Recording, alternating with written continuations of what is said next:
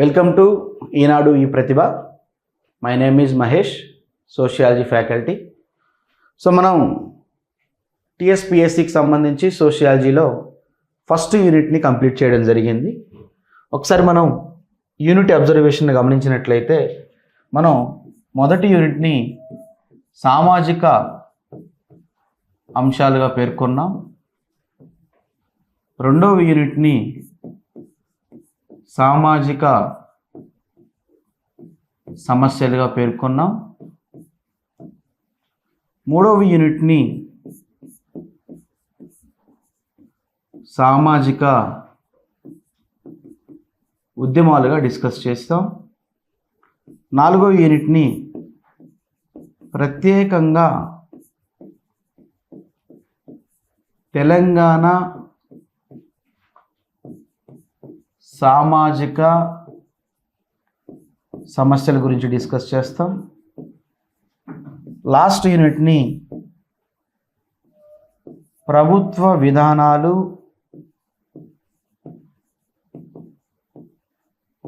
మరియు సంక్షేమ కార్యక్రమాల గురించి డిస్కస్ చేయాల్సి ఉంటుంది సోషియాలజీలో. అంటే మొత్తం 5 యూనిట్ల విభాగం కింద 50 మార్కులు అనుకున్నాం. ఆల్రెడీ ఫస్ట్ యూనిట్ని మనం కంప్లీట్ చేసాం. విషయం ఏమిటి? సామాజిక అంశాల గురించి మనం ఫస్ట్ యూనిట్లో డిస్కస్ చేసాం, దాదాపు 10 చాప్టర్లు. ఆల్రెడీ సెకండ్ యూనిట్ని స్టార్ట్ చేసాం. 11వ చాప్టర్లో నిన్న సామాజిక వెలి బహిష్కరణ గురించి డిస్కస్ చేసాం. అంటే అంశాలు భారతదేశంలో ఉన్నాయి, అంశాలు సమస్యగా మారాయి. సమస్య తీవ్రతరం అయితే దేనిగా మారుతుందంటే ఉద్యమంగా మారుతుంది. ఉద్యమాలు మారితే, ఉద్యమాలు సఫలమయ్యాయనుకోండి ప్రభుత్వాలు సంక్షేమ కార్యక్రమాలు ఏర్పాటు చేస్తాయి. ఉద్యమాలు విఫలమయ్యాయనుకోండి ప్రభుత్వాలు అణగదొక్కుతాయి. ఇది మనకున్నటువంటి థీమ్. ఈ 4 యూనిట్ కేవలం తెలంగాణలో జరిగేటువంటి సమస్యల గురించి మాత్రమే డిస్కస్ చేస్తాం. ఇది చాలా చాలా ఇంపార్టెంట్ గ్రూప్ 2కి, గ్రూప్ 1కి, గ్రూప్ 3కి కూడా. సో కాబట్టి ఇక్కడ విషయం ఏంటంటే, రెండవ యూనిట్లో సామాజిక సమస్యల్లో మనం సామాజిక మినహాయింపు, సామాజిక బహిష్కరణ అనే పదాలు వాడాం కాబట్టి వాటిలో మనం ఎక్కువగా వెలి గురించి డిస్కస్ చేసాం. బహిష్కరణ భారతదేశంలో ఎక్కడైనా సరే ఏముందని చెప్పుకున్నాం అంటే ఓవరాల్గా అసమానత్వం ఉందని చెప్పుకున్నాం. ఈ అసమానత్వాన్ని తొలగించడం కోసమే భారత రాజ్యాంగాన్ని ఏర్పాటు చేసుకున్నాం. భారత రాజ్యాంగంలో అనేక రకాల ప్రకరణలు కూడా ఏర్పాటు చేయడం జరిగింది. అంతేకాకుండా ప్రీవియస్ క్లాస్లో అసమానత్వాన్ని గురించి డిస్కస్ చేసినప్పుడు మనం జెండర్ గురించి డిస్కస్ ఎక్కువగా జరిగింది. ఓకేనా? దాంట్లో మనం ఎక్కువగా ఎవరికి ప్రయారిటీ ఇచ్చామంటే ట్రాన్స్జెండర్కి ఎక్కువగా ప్రయారిటీ ఇచ్చాం. అంటే వాళ్ళు కూడా సమాజంలో సమానత్వాన్ని పొందాలని చెప్పేసి మనం ప్రీవియస్ క్లాస్లో డిస్కస్ చేసాం. అందుకనే ఒకటి NOTN నోట్ రాపిచ్చారు. అస్సాం స్టేట్ పబ్లిక్ సర్వీస్ కమిషన్లో మొట్టమొదటిగా ట్రాన్స్జెండర్లని దరఖాస్తు కోసం తీసుకుంటే 42 మంది ఎంపిక చేసుకున్నట్లుగా మనం ప్రీవియస్ క్లాస్లో డిస్కస్ చేసాం. అంటే ఇప్పుడు నేను చెప్పినటువంటి ఈ అసమానత్వాలు, వెలి అనేవి మొత్తం కూడా దేనికి సంబంధించినవి సార్ అంటే సమస్యలకు సంబంధించినవి. అసలు సమస్యకు గల ప్రధాన కారణాలు మనం ప్రీవియస్ క్లాస్లో డిస్కస్ చేసాం.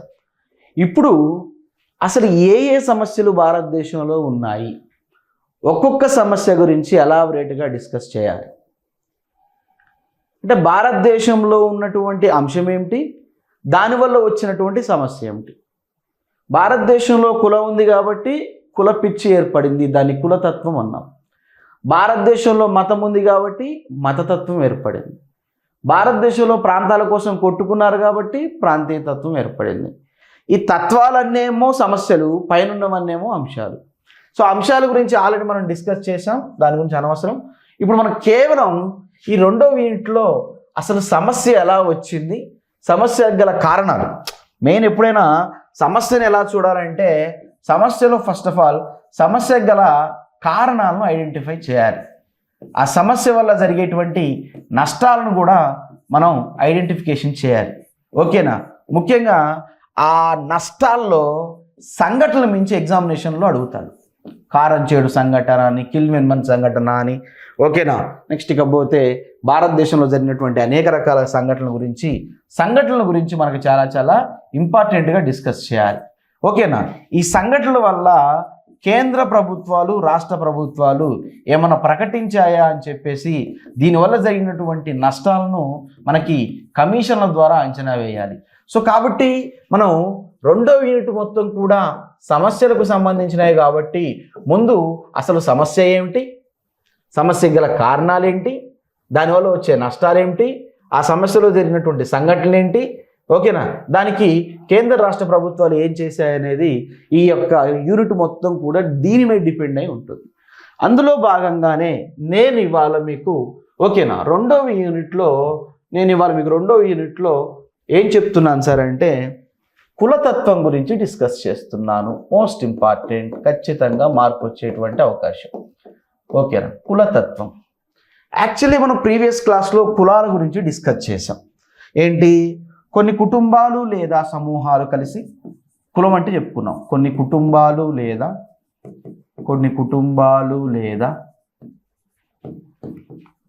సమూహాలు కలిసి ఒకే పేరును లేదా ఒకే వంశానుక్రమాన్ని కలిగి ఉన్నటువంటి ధర్మాన్ని మనము కులంగా ప్రీవియస్ క్లాస్లో డిస్కస్ చేసాం. కులంలో అనేక రకాలైనటువంటి విషయాలు డిస్కస్ చేసాం. కుల వృత్తులు ఏర్పడతాయని, కులానికి గల ప్రధాన కారణము ఒక వ్యవస్థ అని చెప్పుకున్నాం. దాన్నే చాతుర్వర్ణ వ్యవస్థ అనుకున్నాం. ఇది భారతదేశంలో ఏర్పడిన కాడి నుంచి అనేక రకాల నష్టాలు ఏర్పాటు చేయడం జరిగింది. ఏం చెప్తుంది చాతుర్వర్ణ వ్యవస్థ? బ్రాహ్మణ, క్షత్రియ, వైశ్య, శూద్రుల్లో హయ్యెస్ట్ ప్రయారిటీ బ్రాహ్మణులకు ఇస్తున్నారు, వాళ్ళని అగ్ర కులాలని పిలుస్తున్నారు. లోయెస్ట్ ప్రయారిటీ నిమ్న కులాలని పిలుస్తున్నారు, వాళ్ళని శూద్రులుగా పిలవడం జరుగుతూ ఉంది. దీనివల్ల ఏమవుతుందంటే ఇద్దరు వ్యక్తుల మధ్య కాన్ఫ్లిక్ట్ ఏర్పడుతుంది. ఏమేర్పడుతుందంటే అసమానత్వం ఏర్పడుతుంది. ఎక్కువ తక్కువ అనేటువంటి పదాలు బయటకు వస్తున్నాయి. దీనివల్ల చాలా చాలా అనాగరికమైన చర్యలు జరిగాయి భారతదేశంలో. అందులో ఒకటి కులతత్వం. యాక్చువల్లీ కులతత్వం అంటే భారతదేశంలో ఎక్కువగా చాలామందికి ఏ పిచ్చి ఉంటుంది అంటే కులపిచ్చి ఉంటుంది. ఓకేనా, మీ భాషలో చెప్పాలంటే కులపిచ్చి. నా కులమే గొప్ప, వేరే కులం గొప్ప కాదు, నా కులమే హైయెస్ట్లో ఉండాలి, నేనే చెప్పినట్లు వినాలి, నాదే నడవాలి. ఈ భావనలన్నీ కూడా కులానికి ఆద్యం పోసాయి. అందుకనే నేను డెఫినేషన్ కూడా ఏం చెప్పానంటే ఒక కులం వారు మరొక కులంపై ఈర్ష్య, ద్వేషం, పక్షపాతాలను కలిగి ఉండడాన్నే కులతత్వంగా పేర్కొంటారు. ఎక్స్ ఉన్నాడు, వై ఉన్నాడు, జెడ్ ఉన్నాడు. ఈ XYZను మీరు గమనించినట్లయితే హైయెస్ట్ పొజిషన్లో ఎక్స్ ఉన్నాడు, వీడిదే ప్రయారిటీ మొత్తం. లోయెస్ట్ పొజిషన్లో జెడ్ ఉన్నాడు, వీడిది లోయెస్ట్ ప్రయారిటీ. ఈ ఎక్స్ అనేవాడు జెడ్ వాడి మీద ఈర్ష్య, ద్వేషాలను కలిగి ఉండడం, వాడిని ఎప్పుడు కూడా తక్కువగా చిన్న చూపుతో చూడడం. ఎప్పుడైతే తక్కువగా చిన్న చూపుతో చూడడం స్టార్ట్ చేశాడో వాళ్ళిద్దరి మధ్య పక్షపాతం, వర్గ పోరాటం, వివక్షత అనేది ఏర్పడుతుంది.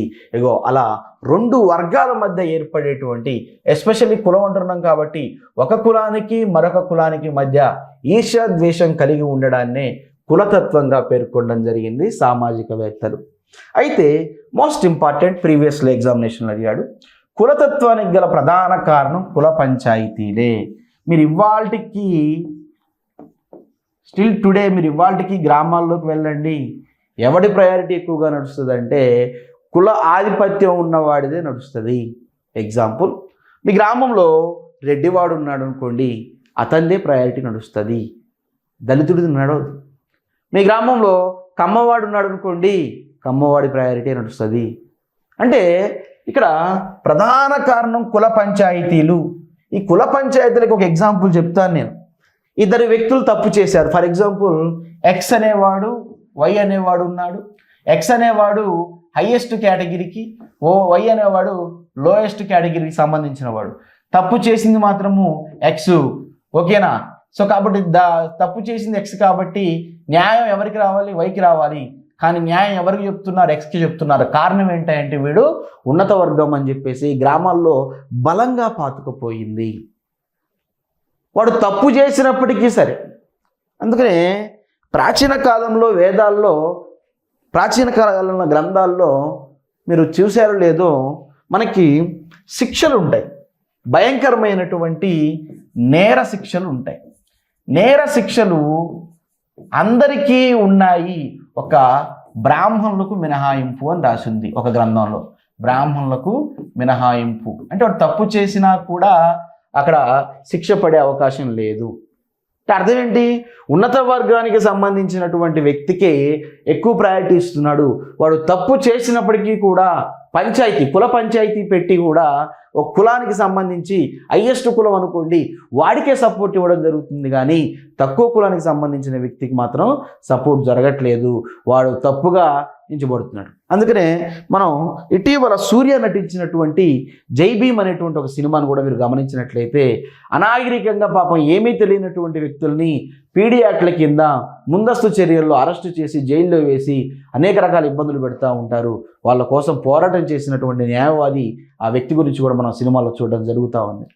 అంటే ఈనాటికి కూడా గ్రామాల్లో కానీ, ఈనాటికి కూడా భారతదేశంలో మనకి ప్రధాన పాత్ర కులతత్వం వహిస్తుందని చెప్పవచ్చు.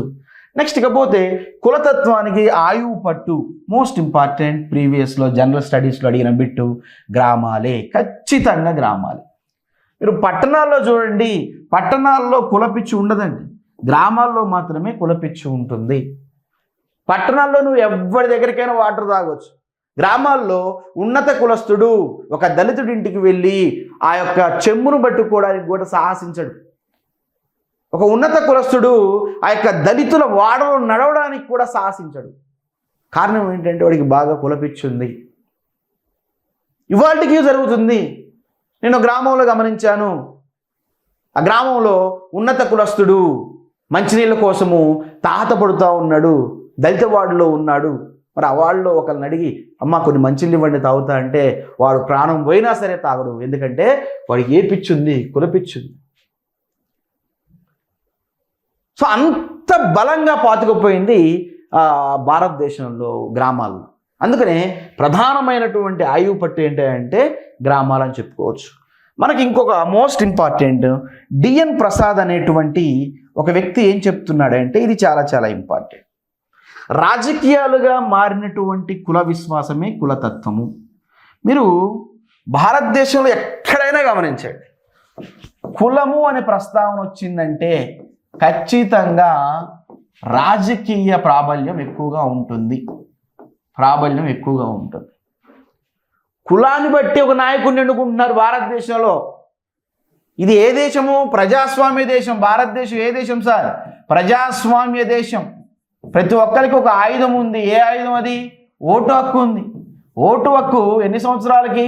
18 సంవత్సరాలు దాటిన తర్వాత నీకున్నటువంటి నియోజకవర్గంలో నీ నియోజకవర్గాన్ని ఎవడైతే బాగు చేస్తాడో వాడికి మాత్రమే ఓటు వేయమని భారత రాజ్యాంగం చెప్తుంటే నువ్వేం చేస్తున్నావు? ఎక్స్ అనేవాడు నా కులానికి సంబంధించిన వాడు, నేను వాడికి మాత్రమే ఓటేస్తాను. వై అనేవాడు నా కులానికి సంబంధించిన వాడు, నేను వాడికి మాత్రమే ఓటేస్తున్నాను.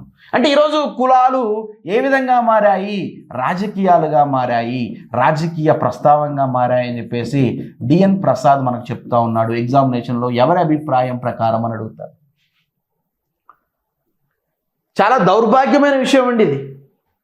ఎందుకంటే ఈ రోజు వరకు కూడా ఇదే జరుగుతుంది భారతదేశం. పలానా రెడ్డి వాడు నిలబడ్డాడు, రెడ్డి వాళ్ళంతా కూడా వాడికే ఓటేస్తున్నారు. పలానా కమ్మవాడు నిలబడ్డాడు, కమ్మ వాళ్ళంతా వాడికే ఓటేస్తున్నారు. పలానా బీసీ వాడు నిలబడ్డాడు, వాడికే ఓటేస్తున్నారు. ఎస్సీ వాడు నిలబడ్డాడు, వాడికే ఓటేస్తున్నారు. నువ్వు నాయకుడిని ఎలా ఎంచుకోవాలి? నీ యొక్క నియోజకవర్గాన్ని, ప్రజల సంక్షేమాన్ని చూసేవాడిని రాజకీయ నాయకుడిగా ఎన్నుకోవాలి. అందుకని చాలామంది ఇండిపెండెంట్ క్యాండిడేట్లుగా పుట్టుకొస్తున్నారు. కారణాలు ఏంటి? రాజకీయ ప్రాబల్యం కేవలం కులానికి మాత్రమే ప్రాతినిధ్యం వహిస్తుంది. బెస్ట్ ఎగ్జాంపుల్ చెప్తాను, ఏ రాష్ట్రమో కాదు, నేను ఆంధ్రప్రదేశ్ మరియు తెలంగాణ తీసుకుంటున్నాను. గడిచినటువంటి 1956 నుంచి, ఎందుకంటే మనకి ఆంధ్రప్రదేశ్ ఏర్పడింది అప్పటి నుంచి కాబట్టి 1956 నుంచి దాదాపు ఇవాల్టి వరకు 2024 వరకు గమనించినట్లయితే 90% మీరు ఓటింగ్ పర్సంటేజ్ చూసినట్లయితే 90% అంతా కూడా ఆంధ్రప్రదేశ్లో ఎవరికి ఆ రాజ్యాధికారం వస్తుందంటే రెడ్డి లేదా కమ్మకి మాత్రమే వస్తుంది. దళితుడికి వస్తుందా? రావట్లేదు. వెనుకబడిన వారికి వస్తుందా? రావట్లేదు. మైనారిటీ వాడికి వస్తుందా? రావట్లేదు.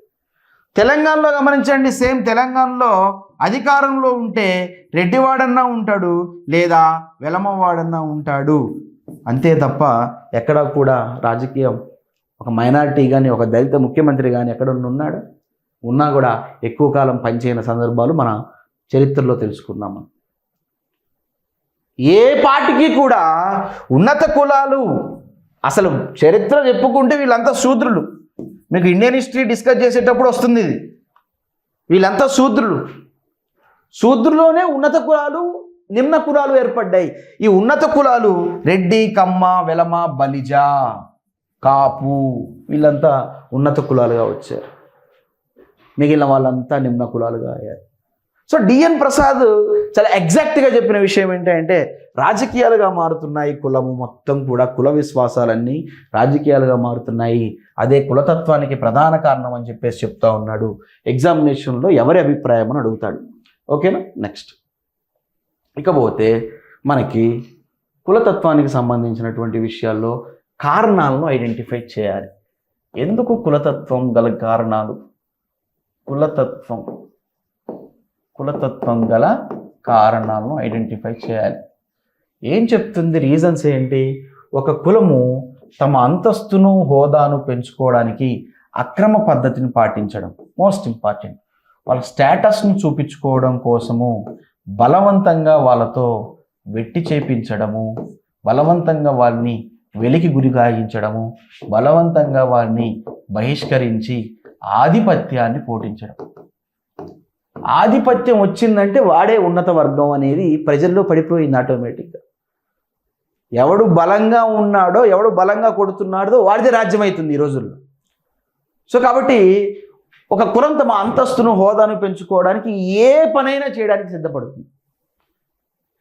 ఫర్ ఎగ్జాంపుల్, ఒక దళితుడు ఒక ఉన్నత కులానికి సంబంధించిన వ్యక్తిని బెదిరించాడు అనుకోండి, తెల్లారి దళితుడిని చంపేసిన రోజులు ఉన్నాయి ఈ దేశంలో. నేను డిస్కస్ చేస్తాను ఈ చాప్టర్లో. దళితుల్ని ఎంత ఘోరంగా చంపేశారో కూడా డిస్కస్ చేస్తాను నేను. కేవలము ఒక దళితుడు సర్పంచ్ అయ్యాడన్న ఒకే ఒక్క నెపంతో ఆ దళితుల్లో ఉండేటువంటి వార్డు మెంబర్లను, దళిత సర్పంచ్ని రాత్రికి రాత్రే నరికి చంపిన దేశం భారతదేశం. అంటే నీ హోదా తగ్గిపోతుంది, నీ అంతస్తు తగ్గిపోతుందంటే నువ్వు దేనికైనా చేయడానికి సిద్ధంగా ఉన్నావు అని వన్ ఆఫ్ ది రీజన్గా చెప్పుకోవచ్చు.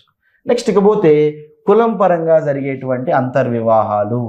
పొరపాటున నువ్వు కులంలో బహిర్వివాహం చేసుకున్నావు అనుకోండి, నీకు మరణమే. మిర్యాలగూడెంలో జరిగిన సంఘటన మీ అందరికీ తెలుసు. భారతదేశంలో పంజాబ్లో జరిగినటువంటి సంఘటనలు మీకు తెలుసు. హర్యానాలో మనోజ్ బాబ్లీ కేసు మీకు తెలుసు. అంతర్వివాహాలకి ఎక్కువగా ప్రయారిటీ ఉంటుంది. ఖచ్చితంగా ఎక్స్ అనే కులం వాడు ఎక్స్కి సంబంధించిన కులానికి సంబంధించిన అమ్మాయిని పెళ్లి చేసుకోవాలి. పొరపాటున వీడు వేరే అమ్మాయిని పెళ్లి చేసుకున్నాడు అనుకోండి, అమ్మాయినన్నా చంపేస్తారు, అబ్బాయినన్నా చంపేస్తారు. భారతదేశంలో ఉన్నత కులానికి సంబంధించినటువంటి అమ్మాయి తక్కువ కులానికి సంబంధించిన అబ్బాయిని పెళ్లి చేసుకుంటే భారత గ్రామాల్లో ప్రజలు యాక్సెప్ట్ చేయట్లేదని సామాజికవేత్తలు చెప్తా ఉన్నారు. ఒక తక్కువ కులానికి సంబంధించిన అమ్మాయిని ఒక ఎక్కువ కులానికి సంబంధించిన అబ్బాయి పెళ్లి చేసుకున్నా, లేదా ఎక్కువ కులానికి సంబంధించిన అమ్మాయిని తక్కువ కులానికి సంబంధించిన అబ్బాయి పెళ్లి చేసుకున్నా, మీకు ఇంకా క్లారిటీగా కావాలంటే ఒక ఉన్నత వర్గానికి సంబంధించిన వ్యక్తిని, అమ్మాయిని ఒక దళితుడు కనుక పెళ్లి చేసుకున్నట్లయితే అతను చంపిన సందర్భాలు ఈ దేశంలో చాలా ఉన్నాయి. అందుకనే కులతత్వంలో ఎక్కువ పాత్ర దేన్ని పోషిస్తాయంటే అంతర్వివాహాలు అని పోషిస్తాయి. అందుకనే కులతత్వంలో వేటికి చోటు ఉండదు అని చెప్పొచ్చు అంటే ప్రేమ వివాహాలకు చోటు ఉండదు కదా, అసలు రానివ్వరు వాటిని. నెక్స్ట్ ఇకపోతే భారతదేశంలో విపరీతమైన నగరీకరణ పెరిగింది, పారిశ్రామీకరణ పెరిగింది. మన దౌర్భాగ్యం ఏమిటంటే నగరీకరణ పారిశ్రామీకరణ పెరిగితే కులతత్వం తగ్గాలి కదా సార్. మరి మీరెందుకు కులతత్వం పెరిగిందని చెప్తున్నారు? ఎందుకంటే మీరు హైదరాబాద్ కానీ ఫర్ ఎగ్జాంపుల్ హైదరాబాద్ తీసుకుంటున్నాను. హైదరాబాద్లో ఒక జాబ్ ఇంటర్వ్యూ జరుగుతూ ఉంది. ఒక జాబ్ ఇంటర్వ్యూ జరుగుతూ ఉంటే ఇంటర్వ్యూ దేని మీద జరగాలి? వాడికి ఉన్నటువంటి స్కిల్ డెవలప్మెంట్ మీద జరగాలి, వాడికి ఉన్నటువంటి నైపుణ్యం మీద జరగాలి. వాడు ఎవడనేది పక్కా పెట్టు, XY అనేది పక్కా పెట్టు. కానీ చాలా నగరాల్లో జరుగుతున్న దౌర్భాగ్య విషయం ఏంటంటే X అనేవాడు ఉన్నత కులం అయితే, Y అనేవాడు దళితుడైతే, X అనేవాడికి స్కిల్ లేకపోయినా ఎవడికి ఉద్యోగం ఇస్తున్నాడంటే X వాడికే ఇస్తున్నాడు. అంటే నువ్వు కులానికి ప్రాధాన్యత ఇస్తున్నాడు. అంతెందుకండి, ఇదే హైదరాబాద్లో మనం రోజు చూస్తూ ఉన్నాము, చాలామంది టూలెట్ బోర్డులు పెడతా ఉన్నారు. మీరు ఒక్కసారి వెళ్ళి బ్యాచిలర్స్ టూలెట్ బోర్డు పెడితే ఫస్ట్ అడిగే మాట మీ క్యాస్ట్ ఏంటని అడుగుతున్నారు. ఇంకొంతమంది అయితే మీరు వెజ్జా నాన్ వెజ్జా అడుగుతున్నారు. నేనే గమనించాను. అంటే నీకు తెలియకుండానే నగరాల్లో కూడా కులతత్వం ఉంది. పారిశ్రామికంగా పరిశ్రమల్లో కూడా నువ్వు ప్రమోషన్ రావాలంటే ఉన్నత కులం వాడికే ఇస్తున్నావు, స్కిల్ను బట్టి ఇవ్వట్లే నువ్వు. సో నగరీకరణ మరియు పారిశ్రామీకరణ అనేది వన్ ఆఫ్ ది బెస్ట్ రీజన్గా మనం చెప్పుకోవచ్చు. నెక్స్ట్ ఇకపోతే రాజ్యాంగ రీత్యా ప్రతిపాదించబడిన రిజర్వేషన్లు కూడా కులతత్వానికి కారణాలని చెప్పుకోవచ్చు. సరే, బాగానే పెట్టావు, SC ST BC రిజర్వేషన్లు పెట్టి వీడు తక్కువ వర్గం వారని చెప్తున్నావు కదా నువ్వు. అంటే రిజర్వేషన్లు పెట్టే తక్కువ వర్గం వారని చెప్తున్నావు అనేది రాజ్యాంగం పట్ల ప్రతిపాదించబడినటువంటి రిజర్వేషన్లు అని చెప్పుకోవచ్చు. ఇవి కారణాలు. నెక్స్ట్ ఇకపోతే మనకి సమస్యలు ఏంటో చూసుకోవాలి. కులతత్వం వల్ల ఏర్పడేటువంటి సమస్యలు.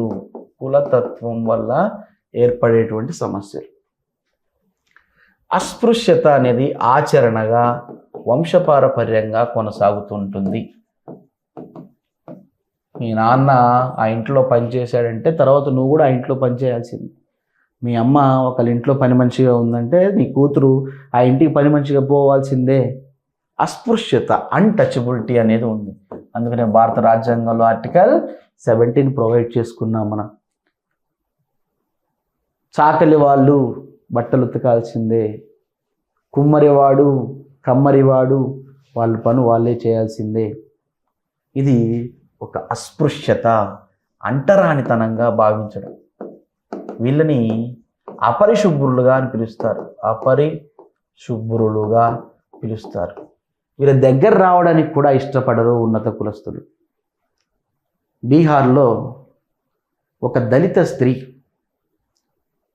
ఒక బ్రాహ్మణ వీధిలో కేవలం నడిచి వెళ్ళిందని నెపంతో అక్కడ ఉన్నటువంటి బ్రాహ్మణులు ఆ దళిత స్త్రీ నడిచినటువంటి బజార్లో పసుపు నీళ్ళు చల్లేవారట ప్రాచీన కాలంలో. అంటే ఏంది? ఒక దళితుడు మా ఇంట్లోకి రావడం కాదు, వాడి గాలి తగిలినా సరే మేము మలినమైపోతాము, అపరిశుభ్రమైపోతాము. దీన్ని అస్పృశ్యత భావన అనేది ఒక సమస్యగా చెప్పుకోవచ్చు. నెక్స్ట్ ఇకపోతే ఇంకొక సమస్య, శాంతి భద్రతలు స్థిరత్వానికి ముప్పు కలగడం. మీరు ఎక్కడైనా చూడండి, ప్రపంచం మొత్తంలో కూడా, ముఖ్యంగా భారతదేశం మొత్తంలో కూడా దళితులకి ఉన్నత వర్గాలకే గొడవలు ఎక్కువగా జరిగాయి. దీంట్లో ఎక్కువగా నష్టపోయింది ఎవరంటే దళితులు అని చెప్పుకోవచ్చు. దీనివల్ల శాంతి భద్రతలకి స్థిరత్వానికి ముప్పు కలిగిందని చెప్పుకోవచ్చు.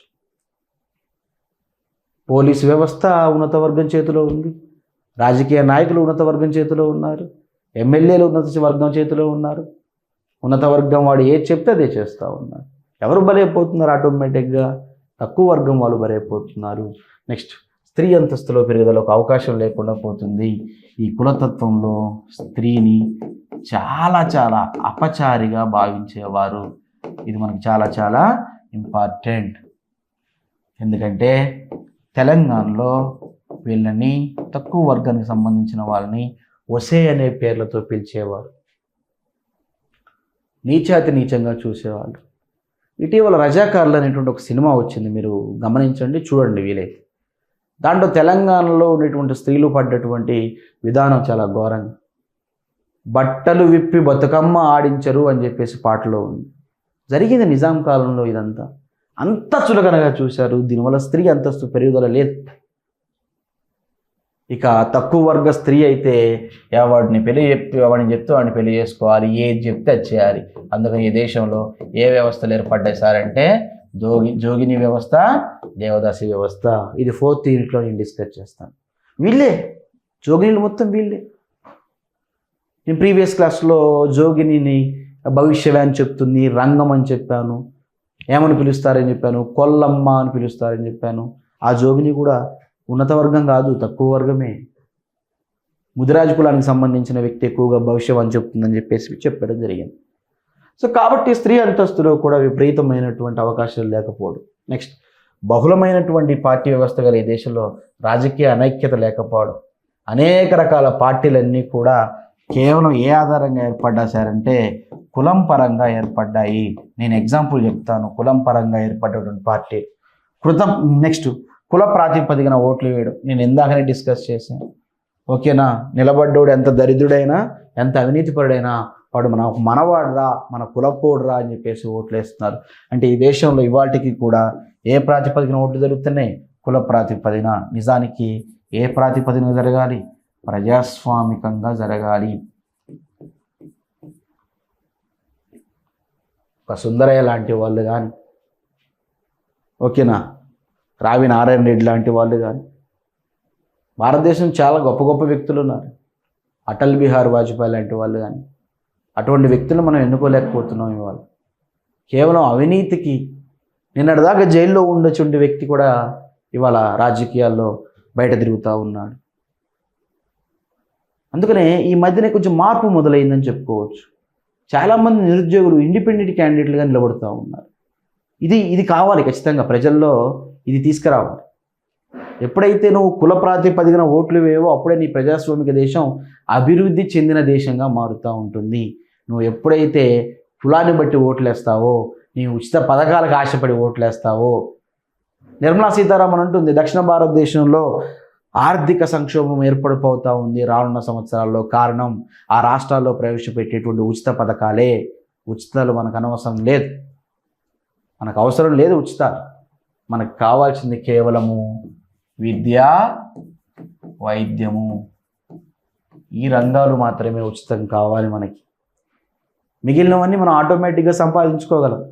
ఇవి 2 ప్రభుత్వాలు ఉచితంగా ఇచ్చినట్లయితే మిగిలినవి. కానీ మనల్ని సోమరిపోతులు చేస్తున్నాయి ఈనాటి ప్రభుత్వాలు. ప్రతిదీ సోమరిపోతులుగా చేస్తున్నాయి. సో వాటి గురించి ఎక్కువగా డిస్కస్ చేయడం మనకు అనవసరం లేదు. నెక్స్ట్ ఇకపోతే ఈ మత మార్పిళ్ళు అనేది చాలా చాలా ఇంపార్టెంట్. ఎందుకంటే ప్రాచీన భారతదేశంలో ఆర్యులు మీ అందరికీ తెలుసు. ఆర్యులకు వ్యతిరేకంగా అనేక మతాలు ఏర్పడ్డాయి. ఏ మతాలు? జైన మతము, బౌద్ధ మతము, చార్వాక మతము. ఓకేనా? నెక్స్ట్ ఇకపోతే మధ్యయుగంలో ఇస్లామిక్, పర్షియన్, నెక్స్ట్ క్రైస్తవ మతము. ఇవన్నీ ఎందుకు ఏర్పడ్డాయి? అసలు మొట్టమొదటిగా భారతదేశంలో ఉన్న మతం ఏంటి? వైదిక మతం. మరి ఎందుకు ఆర్యులు తక్కువ వర్గంలో ఉన్నటువంటి వ్యక్తులందరినీ కూడా చాలా చులకనగా చూడడం స్టార్ట్ చేశారు కాబట్టి, ఓకేనా, చాలా చులకనగా స్టార్ట్ చేయడం చూశారు కాబట్టి వీళ్ళంతా కూడా ఆ యొక్క ఆర్యుల మతాన్ని వదిలి జైన మతాన్ని, బౌద్ధ మతాన్ని, చార్వాక మతాన్ని, క్రైస్తవ మతాన్ని, ముస్లిం మతాన్ని, అనేక మతాలని కూడా పాటించడం జరిగింది. అందుకనే కులతత్వం వల్ల ఏం ఏర్పడుతుంది సార్ అంటే మత మార్పిళ్ళు ఖచ్చితంగా జరుగుతాయి. మత మార్పిళ్ళు కాకపోతే నేటి కాలంలో బలవంతం మత మార్పిడి చేయొద్దనేది రాజ్యాంగం చెప్తుంది. మత మార్పిళ్ళకి కారణం వీళ్ళే. అందుకనే Swami Dayananda Saraswati go back to Vedas అంటాడు. అరే బాబు, తప్పు చేశాం మేమే, రండి తిరిగి వేదాలకు మరలండి, మన ఇంటికి మనం రండి, హిందువులుగా మారండి అని చెప్తాడు. ఎలా మారుతారు? ప్రాచీన కాలంలో నువ్వు చేసావు. నువ్వు ఊళ్ళోకి రానివ్వలేదు, నీ వీధులు నడవనివ్వలే, మాట్లాడనివ్వలే, చెప్పులు వేసుకోనివ్వలే, తలపాకు కట్టుకోనివ్వలే, అనేక ఆంక్షలు పెట్టినావు. కానీ జైన మతం, బౌద్ధ మతం ఇక్కడ సమానత్వమే, అంతా సమానత్వమే. ఆటోమేటిక్గా ప్రజలు ఏమైపోతారు? ఇటు సైడ్ వెళ్ళిపోతారు. ఓకేనా? ఇది వన్ ఆఫ్ ది సమస్యగా మనం చెప్పుకోవచ్చు అనమాట. నెక్స్ట్ ఎన్ఓటి నోట్ అన్నాను కాబట్టి ఖచ్చితంగా ఇంపార్టెంట్ అండి. మనకి మహారాష్ట్రలో గణపతి బబుత్కర్ అనేటువంటి ఒక సంఘ సంస్కర్త ఆధ్వర్యంలో కులం లేదు, మతం లేదు అనేటువంటి విధానాన్ని తీసుకొచ్చి ఈ కులం మతం పట్టింపు లేని వాళ్ళందరినీ అజాత అనేటువంటి ఒక సంస్థ లేదా ఒక మతంగా ఒక సంస్థగా ఒక సామాజిక వర్గంగా మార్చి దాదాపు 18 కులాలను కలిపివేయడం జరిగింది గణపతి బబూద్కర్ అనే సంఘ సంస్కర్త. ఎవరైతే కులపిచ్చి లేదో, ఎవరికైతే మత పిచ్చి లేదో అటువంటి 18 రకాల కులాలన్నింటినీ కలిపి అజాత అని పిలవడం చేశాడు. చాలా గొప్ప పని చేశాడు. మన కులం వద్దు, మతం వద్దు అని ఎవరైతే ఉంటారో, పట్టింపు లేని వాళ్ళు ఉంటారో వాళ్ళంతా కూడా ఏంది అజాత అనేటువంటి సామాజిక వర్గంగా మారి చాలా చాలా ఇన్స్పిరేషన్గా ఉన్నటువంటి వ్యక్తి గణపతి బబూద్కర్. నెక్స్ట్ పోతే మనకి ఈ మధ్య భారత రాజ్యాంగంలో పార్లమెంట్లో ఓబీసీ రిజర్వేషన్లు జరిగాయి, మీ అందరూ తెలుసు. అసలు మొట్టమొదటిగా ఓబీసీ రిజర్వేషన్ కోసం గుజరాత్కి సంబంధించిన హార్దీవ్ పటేల్ అనేటువంటి వ్యక్తి పోరాడాడు. ఇది చాలా చాలా జనరల్ బిట్టు, ఖచ్చితంగా మనకు అడిగేటువంటి అవకాశం ఉంది. ఓబీసీ రిజర్వేషన్లకై మొట్టమొదటిగా పోరాడిన వ్యక్తి హార్దీవ్ పటేల్ అయితే మహారాష్ట్రలో కులం పట్టింపు మతం పట్టింపు లేకుండా 18 రకాల కులాలను గణపతి బబూద్కర్ అనేటువంటి మహారాష్ట్రకు సంబంధించిన వ్యక్తి అజాత సామాజిక వర్గంగా మార్చాడంటే చాలా చాలా గొప్ప విషయంగా చెప్పుకోవచ్చు. ఇది మనకి రీసెంట్గా అడిగినటువంటి విషయం అన్నమాట. నెక్స్ట్ పోతే భారతదేశంలో కులపరంగా ఏం చెప్తున్నా నేను, భారతదేశంలో కులం పరంగా ఓట్లు నమోదవుతున్నాయి కాబట్టి, వాటికి నమోదవుతుందండి స్టిల్ టుడే ఓట్లు నమోదవుతున్నాయి కాబట్టి కులం ఆధారంగా ఏర్పడ్డటువంటి పార్టీలను ఒకసారి మనం చూద్దాం. విచిత్రం ఏంటంటే ఈరోజు రాష్ట్రాల్లో ఈ పార్టీలే అధికారాన్ని చెలాయిస్తున్నాయి.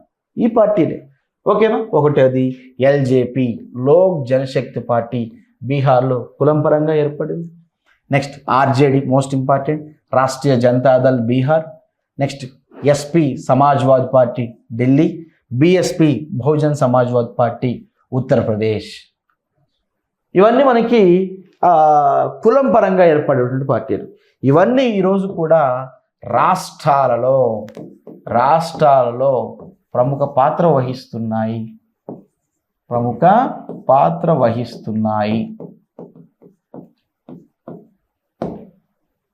ఎల్జేపీ కానీ, ఆర్జేడీ కానీ, ఎస్పీ కానీ, బీఎస్పీ కానీ ఇవన్నీ కులం పరంగా వచ్చినాయి.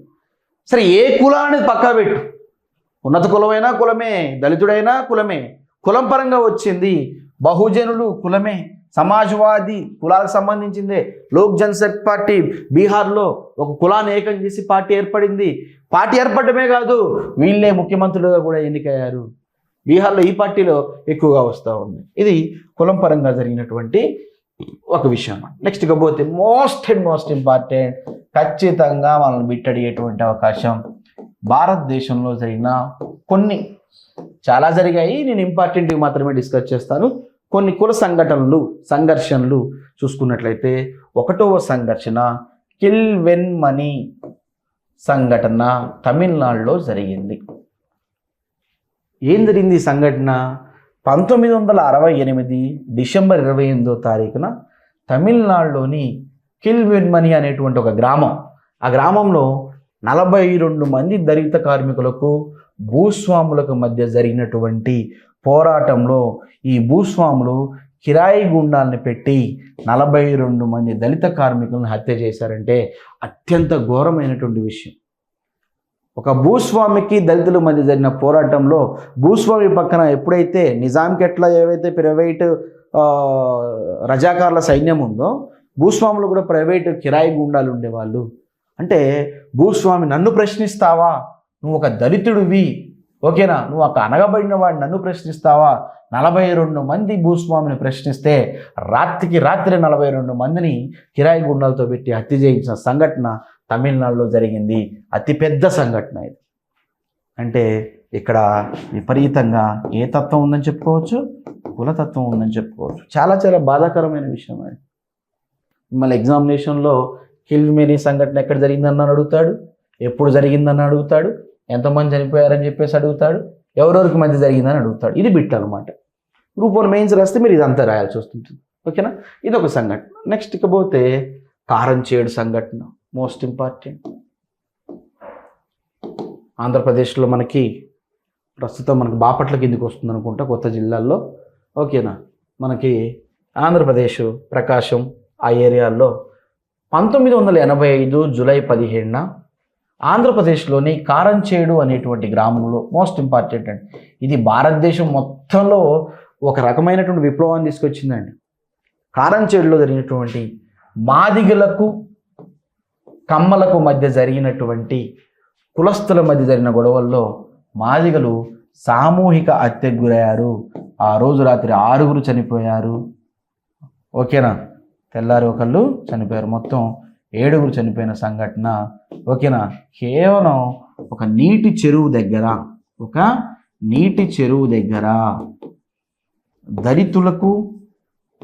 దళితులకు కమ్మ కులస్తులకు మధ్య జరిగినటువంటి ఆ టైంలోనే ఎన్టీ రామారావు మీద చాలా రకాలైనటువంటి సంఘటనలు, ఎందుకంటే వాళ్ళు వియ్యంకురుడు ఉన్నటువంటి ఊరు కూడా అదే కారంచేడు అనమాట. ఓకేనా, సో కాబట్టి ఇక్కడ దళితులకి కమ్మలకు మధ్య జస్ట్ ఒక చిన్న నీటి చెరువు దగ్గర వాటర్ కోసం జరిగినటువంటి ఒక చిన్న మాట ద్వారా రాత్రికి రాత్రి సామూహికంగా ఆ మాదిగులందరినీ కూడా చంపి వేసిన సంఘటన కారంచేడు సంఘటన. మీరు యూట్యూబ్లో చూడండి, కారంచేడు సంఘటనలో బీబీసీ ఏం చెప్తుందో చూడండి. అవి నిజమైన వాస్తవాలు. ఎప్పుడు జరిగిందని అడుగుతాడు. 1985 జూలై 17న జరిగింది. కేవలం నీటి చెరువు దగ్గర ఒక మహిళకి కమ్మ కులస్తుడు జరిగినటువంటి సంఘటనలో అది గాలివానగా మారి చిలికి గాలివానగా మారి పెద్ద ఎత్తున ఆ రోజుకి రోజు చాలామంది మాదిగల్ని 6 మాదిగల్ని విపరీతమైనటువంటి టార్చర్ చేసి చంపేసిన సంఘటన మనకి ఇక్కడ కారంచేడులో జరిగినటువంటి సంఘటన తెలుస్తుంది. నెక్స్ట్ చెండూరు సంఘటన మోస్ట్ ఇంపార్టెంట్. గుంటూరు జిల్లాలోని తెనాలిలో 1991 ఆగస్టు 6న రెడ్డి కులస్తులకు 8 మంది దళితులకు మధ్య, ఇది అసలు గొడవ ప్రధాన కారణం సినిమా హాల్లో స్టార్ట్ అయిందండి. సినిమా హాల్లో ఒక ఉన్నత కులస్తుడు ముందు ఉన్నటువంటి దళితుడి యొక్క సీటు మీద కాలేసి కూర్చోవడంతో చిన్నగా పెరిగి గాలివానగా మారి ఆ గొడవ పెద్దగా అయ్యి చివరికి రెడ్డి కులస్తులు వర్సెస్ దళితుల మధ్య జరిగితే 8 మంది దళితుల్ని చంపి పక్కనే ఉండేటువంటి ఒక కాలువను, ఆ కాలువ పేరు కూడా చెప్తాను, తుంగభద్ర కాలువలో గోనె సంచుల్లో కుక్కి మరి 8 మందిని అత్యంత కిరాతకంగా చంపినటువంటి వ్యక్తులు ఎవరంటే రెడ్డి కులస్తులు. భయంతో గుండెలు భయంతో ప్రాణాలతో ఉరుకుతూ ఉంటే బలవంతంగా పట్టుకొని మరీ చంపేసి ఆ యొక్క కాలువలో పడేసి 3 రోజులకు ఆ శవాలు బయటపడ్డాయి. ఎవరు బలైపోయారు? 8 మంది దళితుల్ని బలైపోయారు. సో ఇది కులతత్వంగా చెప్పుకోవచ్చు. చాలా జరిగాయి భారతదేశంలో, చాలా జరిగాయి. నెక్స్ట్ ఇకపోతే తమిళనాడులో ఇంకొక సంఘటన జరిగింది. మేలవలప్పు అనేటువంటి, మనకు మదురై జిల్లాలో మేలవలపు అనేటువంటి గ్రామం వస్తుంది. ఆ గ్రామంలో తమిళనాడులో జరిగినటువంటి ఇంకొక సంఘటన 1997 తమిళనాడులో మదురై జిల్లాలో మేలవలపు గ్రామంలో ఒక దళిత వ్యక్తి సర్పంచ్గా ఎన్నికయ్యాడన్న ఒకే ఒక్క ఉద్దేశంతో ఎవరి మీద ఓడిపోయాడు? అగ్రవర్ణాలకు సంబంధించినటువంటి వ్యక్తుల మీద దళిత వ్యక్తి గెలిచాడు. ఇట్లా గెలిచాడు? సర్పంచ్గా గెలిచాడు ఉద్దేశంతో ఆ సర్పంచ్ ప్లస్ 6 దళితుల్ని ఉన్నత కులస్తులు హత్య చేశారు. రాజకీయంగా కూడా ఎవరుండాలని కోరుకుంటున్నారు? ఉన్నత కులస్తులే. జీర్ణించుకోలేకపోతున్నారు. నా మీద వాడు గెలవడమా? రాత్రికి రాత్రి చంపారు 6 దళితుల్ని. ఎక్కడ చంపారు? మేలవలపు సంఘటన. ఎప్పుడని అడుగుతాడు? 1997. ఏ రాష్ట్రం అని అడుగుతాడు? తమిళనాడు. ఎంతమంది అంటే 6 దళితుల్ని. ప్రధాన కారణం ఏంటని ఎగ్జామ్లో అడిగితే ఒక దళిత వ్యక్తి సర్పంచ్ అయ్యాడన్న ఒకే ఒక్క ఉద్దేశంతో మనం ఇది డిస్కస్ చేయొచ్చు అనమాట. నెక్స్ట్ ఇకపోతే మరి కులతత్వానికి సంబంధించినటువంటి మనం సంఘటనలు చూసాం కదా. ఏమి సంఘటనలు చూసాం? కిల్వెన్విని సంఘటన చూసాం. ఇక్కడ కూడా 42 మంది దళితులను చంపేశారు. కారంచేడు సంఘటనలో 7, మొదటగా 6 చనిపోయారు, తెల్లారికి ఒక వ్యక్తి చనిపోయాడు, 7 చనిపోయారు. జస్ట్ చిన్న నీటి చెరువు దగ్గర వచ్చిన ఇష్యూ ప్రాణాలను బలికొంది. అక్కడ కూడా దళితులు చంపబడ్డారు. నెక్స్ట్ ఇకపోతే చెండూరు సంఘటనలో కూడా రెడ్డి కులస్తులకి దళితులకి మధ్య జరిగితే 8 మంది, కేవలం సినిమా హాల్లో జరిగిన చిన్న సంఘటన పెరిగి మాటకు మాట పెరిగి 8 మందిని హత్య చేసింది. ఒక సర్పంచ్ చేయడన్న ఉద్దేశంతో చాలామంది దళితుల్ని హత్య చేయడం జరిగింది. మరి భారతదేశంలో స్వతంత్రం వచ్చినటువంటి 75 సంవత్సరాలు దాటుతుంది, ఇవాళకి కూడా కులతత్వం ఉందంటే చాలా బాధగా చెప్పుకోవాల్సిన విషయమే. మరి పరిష్కార మార్గాలు ఏమిటి? ఈ కులతత్వం పోవాలంటే ఫస్ట్ మనం ఏం చేయాలి?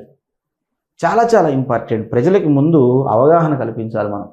అందుకనే మన పిల్లలందరికీ కూడా కులం నేర్పొద్దు, కులానికి అందుకనే మనకి స్నేహ పారిజాత అనేటువంటి ఒక వ్యక్తి నో క్యాస్ట్ సర్టిఫికేట్ పొందింది ఫస్ట్ మొట్టమొదటిగా. సో నేను డిస్కస్ చేస్తాను. మరి పరిష్కార మార్గాలు ఏంటంటే, ఒకటి, ప్రతి ఒక్క విద్యార్థికి పుట్టినప్పటి నుంచే మొట్టమొదటిగా వాల్యూ బేస్డ్ ఎడ్యుకేషన్ అందించాలి. వాల్యూ బేస్డ్ ఎడ్యుకేషన్ని అందించాలి. విలువ ఆధారిత విద్యని అందించాలి.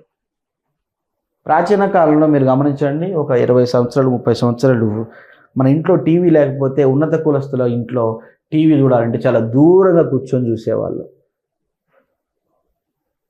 ఇవాళ మనకి టీవీలు వచ్చాయి, ఎవరింట్లో వాళ్ళు టీవీలు చూస్తున్నాం. మన పిల్లలకి వాల్యూస్ నేర్పాలి. కులం అనే మహమ్మారిని తోలాలి, పారద్రోలాలి. ఒక వ్యక్తి కులాంతర వివాహం చేసుకుంటే ఇదంతా సాధ్యమవుతున్నాడు, కరెక్టే. కుల వ్యవస్థ నశించాలంటే కులాంతర వివాహం జరగాల్సిందే. యాజ్ ఏ సోషియాలజిస్ట్గా నేను చెప్తాను, పక్కా చెప్తాను. అది ఇంప్లిమెంటేషన్ ఎలా జరుగుతుంది అనేది పక్కా పెట్టండి. సో ఒకటి వాల్యూ బేస్డ్ ఎడ్యుకేషన్ అందించాలి. పుట్టినప్పటి నుంచే వాడి కులం కాదు, మానవత్వ విలువలు నేర్పండి మీ పిల్లలకి. మానవత్వ విలువలు నేర్పండి. అందరూ సమానులే అనేటువంటి విధానాన్ని తీసుకురండి. అందరూ సమానులే, కులం లేదు, మతం లేదు, వర్గం లేదు, వర్ణం లేదు, జాతి లేదు, భేదం లేదు, లింగం లేదు, మనమందరం ఈక్వలే అని మన పిల్లలకు నేర్పాల్సిన బాధ్యత మందే. కాబట్టి ఫస్ట్ మనం చేయాల్సిన పని ఏంటంటే వాల్యూ బేస్డ్ ఎడ్యుకేషన్ పెంచాలి. అందుకనే ఒక ఆయన ఏమంటాడంటే కో ఎడ్యుకేషన్ని ఏర్పాటు చేయాల్సిందే. కో ఎడ్యుకేషన్ని, ఎందుకంటే బాలికల భావాలు కూడా తెలియాలి, చిన్నప్పటి నుంచే తెలియాలి. కొన్ని సంస్థలు ఉన్నాయండి, కేవలం బాయ్స్ వరకే స్కూల్స్ ఉంటాయి. కొన్ని సంస్థలు కేవలం గర్ల్స్ వరకే స్కూల్స్ ఉంటాయి. అవి మీరు చెప్తే నమ్మరు, ప్రస్తుతానికి మిమ్మల్ని కంట్రోల్ చేసినట్టు అవుతుంది, కానీ తర్వాత కాలంలో చాలా ఎఫెక్టివ్గా ఎదురయ్యే సమస్యలు చాలా ఉన్నాయన్నమాట. సో నెక్స్ట్ ఇకపోతే గ్రామీణ ప్రాంతాల్లో అక్షరాస్యతను పెంచాలి. ఖచ్చితంగా మనకున్నటువంటి ఒకే ఒక్క ఆయుధం ఏంటి సార్ అంటే విద్య. ఈ మధ్య ధనుష్ సినిమా ఏదో వచ్చిందండి, మాస్టర్ అనేటువంటి ఒక సినిమా వచ్చిన సినిమా చూడండి, ఓకేనా? కేవలం చదువే మనల్ని మారుస్తుంది. ప్రతి ఒక్కళ్ళు మీరంతా ఏమనుకుంటున్నారు? విద్య కేవలం దేనికి అనుకుంటున్నారు? ఉపాధి కోసం అనుకుంటున్నారు. నా దృష్టిలో విద్య కేవలం జ్ఞానం కోసమే, ఉద్యోగం కోసం కాదు. ఉద్యోగం కోసం, మార్కుల కోసం చదవద్దు, జ్ఞానం కోసం చదవండి. అక్షరాస్యతను పెంచాలి. గ్రామాల్లో డ్రాప్ అవుట్ రేట్స్ పడిపోకుండా చూడాలి. డ్రాప్ అవుట్ రేట్స్ తగ్గించాలి. ప్రభుత్వ పాఠశాలలు ఉన్నాయి, ఇన్ఫ్లుయెన్స్గా పనిచేస్తున్నాయా? పని చేయట్లేదు. అందుకని చాలామంది ఏ స్కూల్లో పంపిస్తున్నారు? Private school. వాడు విపరీతమైన దోపిడీ చేస్తున్నారు. నేను కొన్ని పాఠశాలలో గమనించాను, నాకు చాలా భయం వేసింది. తెలుగు మాట్లాడొద్దు, ఓన్లీ ఇంగ్లీషే మాట్లాడండి అని చెప్పేసి చెప్తా ఉన్నారు. మాతృభాషని నాశనం చేసే దిశగా కొన్ని పాఠశాలలు తయారైనాయి. సో కాబట్టి ఇక్కడ విషయం ఏంటంటే అక్షరాస్యతను పెంచాలి.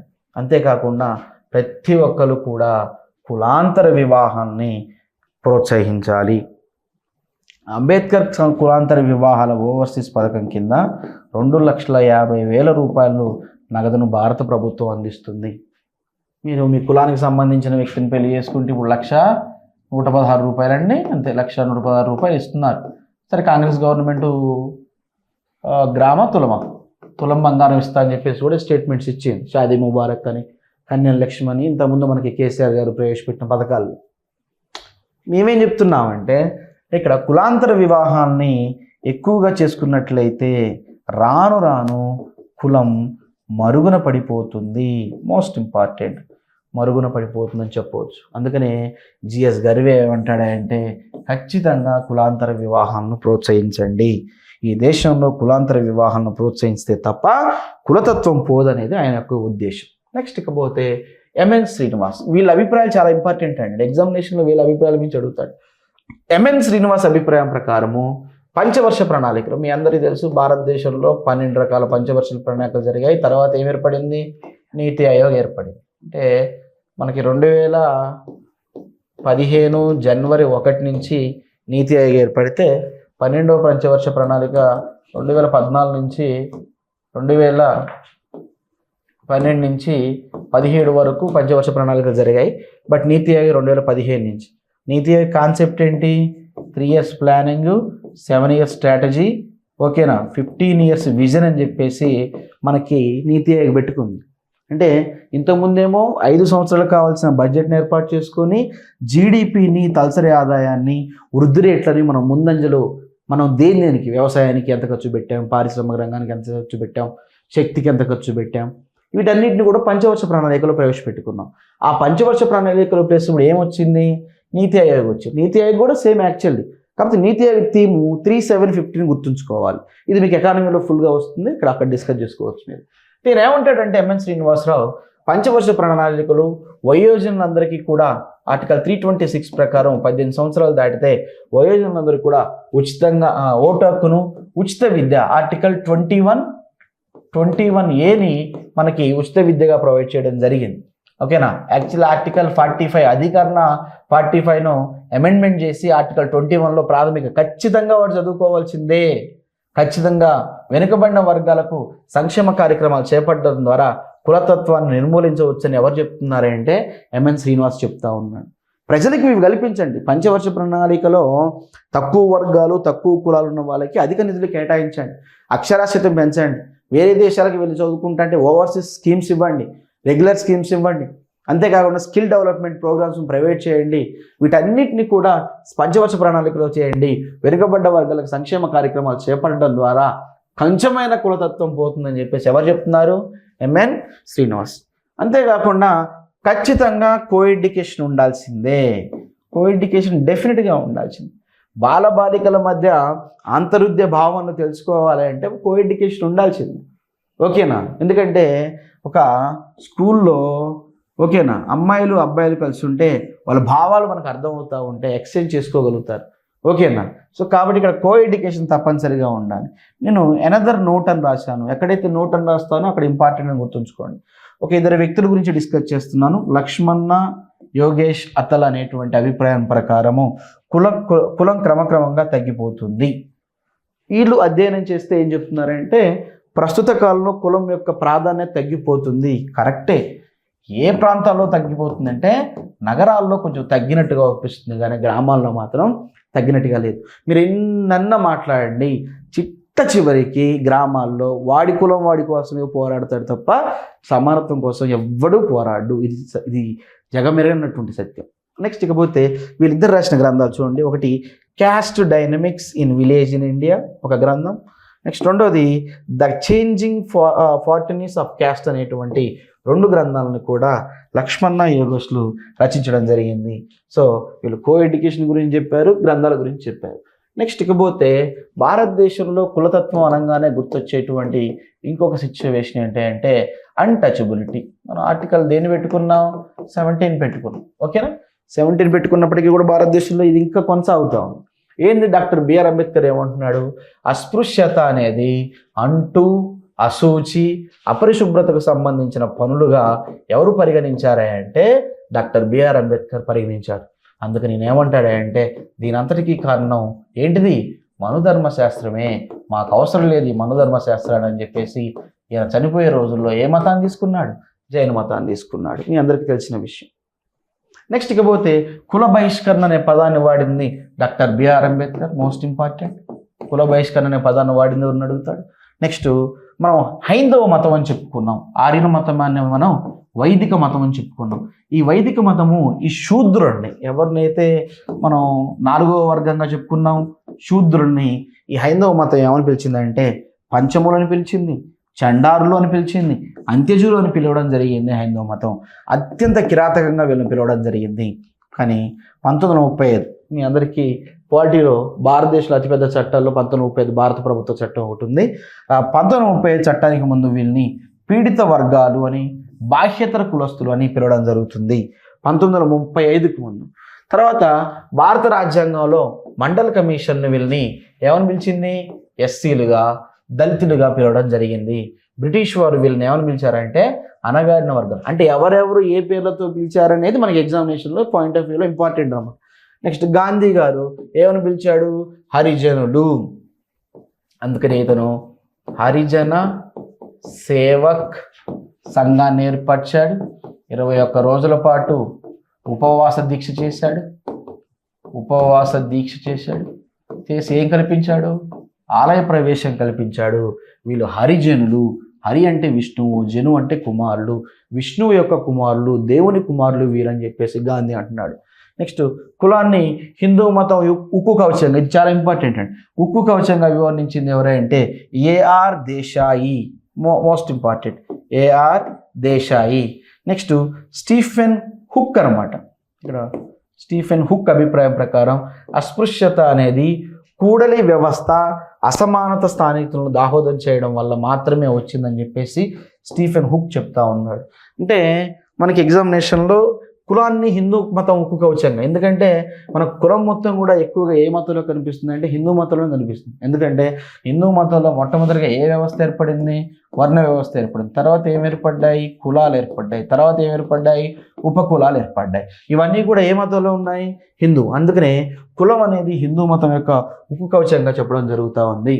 ఇకపోతే భారతదేశంలో రాజ్యాంగ రక్షణలు, ఓకేనా, భారత రాజ్యాంగంలో ఈ కులతత్వానికి సంబంధించినవి చూసుకున్నట్టయితే ఆర్టికల్ 15 క్లాజ్ 1 ప్రకారము మతం ఆధారంగా కానీ, జాతి ఆధారంగా కానీ, కులం ఆధారంగా కానీ, లింగం ఆధారంగా కానీ ఏ వ్యక్తిని కూడా వివక్షత చూపకూడదని ఆర్టికల్ 15 క్లాజ్ 1 చెప్తా ఉంది. అదే కాకుండా ఆర్టికల్ 17 భారత రాజ్యాంగం ప్రకారం అంటరాంతరం నిషేధం మీ అందరికీ తెలిసిందే. ఆర్టికల్ 23 వెట్టి చాకిరి నిషేధం. ఎందుకంటే బలవంతపు వెట్టి చాకిరి, నెక్స్ట్ బలవంతపు వెట్టి చాకిరి, అంతేకాకుండా బగేలా వ్యవస్థలు ఈ దేశంలో ఒకప్పుడు ఉన్నాయి కాబట్టి వాటిని నిర్మూలించడానికి ఆర్టికల్ 23ని తీసుకురావడం జరిగిందనమాట. ఆర్టికల్ 23ని తీసుకురావడం జరిగిందని మనం చెప్పుకోవచ్చు. నెక్స్ట్ ఇకపోతే కులతత్వానికి సంబంధించి భారతదేశంలో చట్టాలను కొన్ని తీసుకురావడం జరిగింది. ఎగ్జామినేషన్లో ఇటు చట్టాలు ఇచ్చి ఇటు ఇయర్స్ ఇస్తూ ఉన్నాడు, గుర్తుంచుకోండి, చాలా చాలా ఇంపార్టెంట్. ఇటేమో పేరు ఇస్తున్నాడు, ఇటేమో ఇయర్స్ ఇస్తున్నాడు. వాటి మ్యాచ్ ద ఫాలోయింగ్ చేయాల్సి ఉంటుంది. డెఫినెట్గా బిట్ వస్తుంది. కుల అసమానత్వ తొలగింపు చట్టం 1850, అస్పృశ్యత నివారణ చట్టం 1955, ఇంపార్టెంట్ ఇది. పౌర హక్కుల చట్టం 1976, చాలా చాలా ఇంపార్టెంట్. ఎస్సీ ఎస్టీ అత్యాచార నిరోధక చట్టం 1989. అందుకని ఎస్సీ ఎస్టీ అట్రాసిటీ కేసులు కూడా మనం నమోదు చేసుకోవడం జరిగింది. సో వీటితో పాటు ఇంకొన్ని ఉన్నాయి, మీరు అడిషనల్గా చదవాల్సి ఉంటుంది. ఇవి 4 మాత్రం మనం ప్రాధాన్యతంగా తీసుకున్నాం. ఎగ్జామినేషన్లో ఇలా ఇచ్చి పక్కన ఇయర్స్ వేరేవి ఇస్తాడు, ఓకేనా. సో దాన్ని బట్టి మీరు ఎక్కువగా తీసుకోవాల్సి ఉంటుంది. కాబట్టి ఇటువంటి బిట్లు వచ్చినప్పుడు చాలా చాలా జాగ్రత్తగా గమనించాలి. ఎందుకంటే సోషియాలజీలో ఈ టైప్ ఆఫ్ బిట్లే అడుగుతూ ఉంటాడు, ఓకేనా. ఈ టైప్ జతపరచండి అని చెప్తాడు, లేకపోతే కింది వాటిలో సరికానిది ఈ 4 ఇచ్చి 55 కాకుండా 56 అని ఇస్తాడు. కింది వాటిలో సరికాని ఏంటని అడుగుతాడు. సో ఆన్సర్ మనం 2 అని చెప్పాలి అనమాట. అంటే చదివేటప్పుడు చాలా జాగ్రత్తగా ఏకాగ్రతగా చదవాలి. ఈ చట్టాలు ఏం చెప్తున్నాయనేది మీకు క్వాలిటీలో వస్తుంది, ఓకేనా. చట్టాలు ఏం చెప్తున్నాయని పాలిటీలో వస్తుంది. ఈ చట్టం ద్వారా ఏ స్కీమ్స్ వచ్చాయనేది ఎకానమీ చెప్తుంది, ఓకేనా. ఈ చట్టం బ్యాక్గ్రౌండ్ మీకు హిస్టరీ చెప్తాము, చట్టం మాత్రం సోషియాలజీ చెప్తాము. అందుకనే అన్ని సబ్జెక్టులతో కొంచెం కంబైన్డ్గా ఉంటుంది మనకి ఇది కులతత్వానికి సంబంధించినటువంటి విషయం అన్నమాట, ఓకేనా. ఇకపోతే ఏమన్నా మనకి సంబంధించి ఒక ఇన్ఫర్మేషన్ అప్డేట్ ఏదైనా వచ్చిందో చూసి ఒక అప్డేట్ రాపిస్తాను. రైట్, ఒక నోట్ రాసుకొని మనం అడిషనల్గా ఒక నోట్ రాసుకుందాం. ఇది ఇంపార్టెంట్ అప్డేట్ వచ్చింది ఒకటి. అప్డేట్లో ఏమని రాశాడంటే కేరళలో దళిత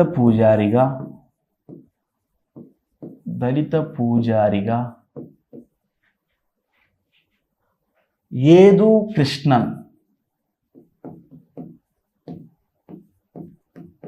ఏదు కృష్ణన్ అనే వ్యక్తి శివాలయ అర్చకుడిగా చరిత్ర సృష్టించాడు. యాక్చువల్లీ అసలు దళితులను ఒకప్పుడు గుళ్ళకు రానిచ్చారా?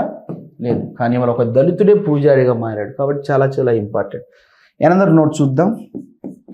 కేరళలో ఒక మండలి ఉందండి. దాన్ని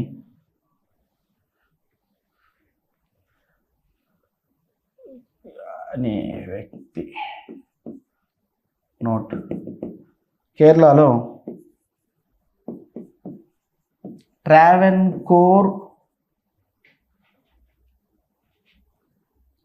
ట్రావెన్కోర్ దేవాలయ మండలి, ఇది కేరళలో ఉంది. 2017లో 36 మంది బ్రాహ్మణేతర, అంటే బ్రాహ్మణులు కాకుండా బ్రాహ్మణేతర పూజారులను అనేక ఆలయాల్లో నియమించడం జరిగింది. ఇది ఒక మనకు అప్డేట్ అండి. ఇది మీరు రాసుకోవాలి క్లాస్ చెప్పేటప్పుడు. నేను ఎప్పుడైతే అడిషనల్గా నోట్ అని రాపిచ్చారో అది మీరు రాసుకోవాల్సి ఉంటుంది. కేరళలో దళిత పూజారిగా మొట్టమొదటిగా ఏదు కృష్ణన్ అనేటువంటి వ్యక్తి శివాలయ అర్చకుడిగా మొట్టమొదటిగా చరిత్ర సృష్టించాడు.